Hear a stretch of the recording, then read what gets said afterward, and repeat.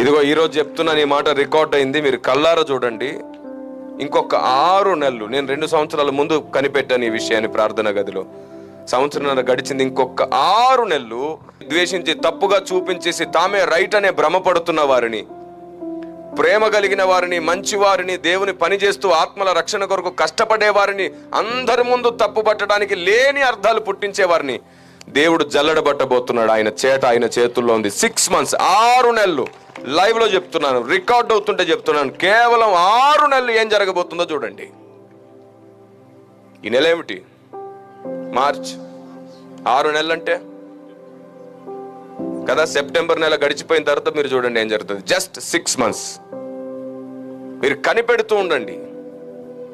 అయితే కొందరు మారు మనసు పొంది పశ్చాత్తాపపడి సరిగా బ్రతకడం నేర్చుకుంటారు, లేదా కొందరి మీదకి ఆయన బరువైన హస్తం వస్తుంది.